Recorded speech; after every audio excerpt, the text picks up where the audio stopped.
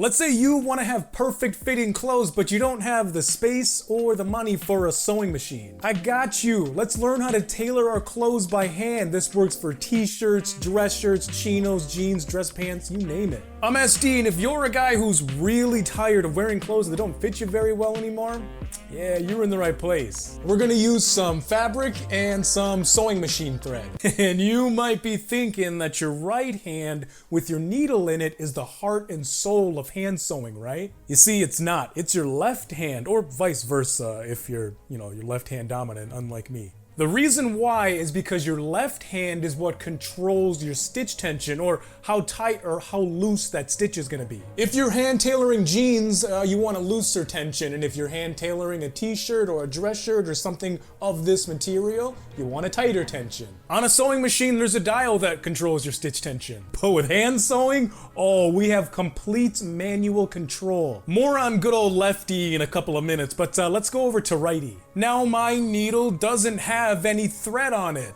Why?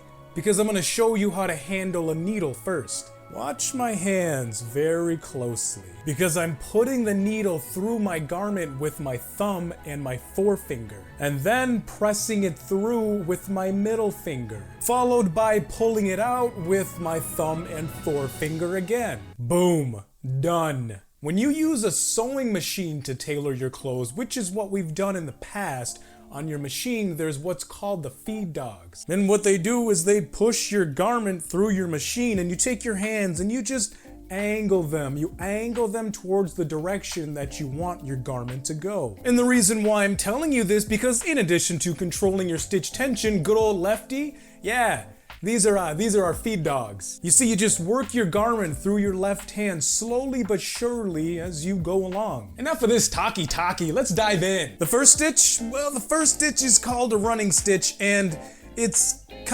sort of exactly what it is that you think that hand sewing would be. This is just a basic stitch where you run your thread up and down your garment continuously, all loopy-loop like that. Now that you've learned that stitch, completely forget about it, because we will never ever use that stitch. It takes forever and it is super inaccurate. This next stitch though, this one is legit. It's strong and it's gonna work great for hand tailoring our clothes, and it's called the back stitch. And what you wanna do for a back stitch is, unlike a running stitch where we just continuously go forward all nonsensically, like, I don't even think that's a word, but that's okay. We're gonna go forward with our stitch, and then we're gonna loop it on back, and we're gonna come back through that stitch that we just made, boop, poke it on through, pull it down, and then up, and rinse and repeat. Kind of like a curly cue, like a pig's tail. The back stitch and the running stitch, well, they're gonna look similar to each other at first glance, but when you look at the bottom portion of your garment,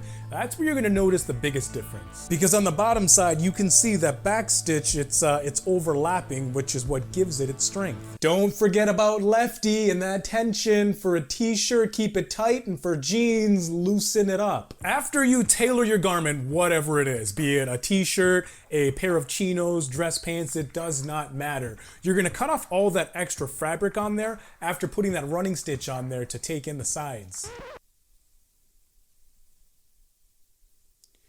Yeah, I'm making sure that you're paying attention, because remember, we don't want to use a running stitch. You want to use a back stitch. To finish off a raw edge, you want to take your needle and thread and push it through from front to back, and then pull it up and at a slight angle, not a massive one, just a nice slight angle. And then you want to loop it through your thread on the back side so that they become nice good friends and they meet. As you go along there, you're going to start to notice a line developing on the top side of your stitch there. That's exactly what you want. In that thread, pull it relatively tight, but not too tight. By the way, somebody share this on Reddit, because all I do is I sit there browsing on all these subreddits and people complain about the fit of their clothes, and I'm like, bro, you can just learn how to tailor them yourself. You're welcome. That's all I got for you. SD out. Deuces.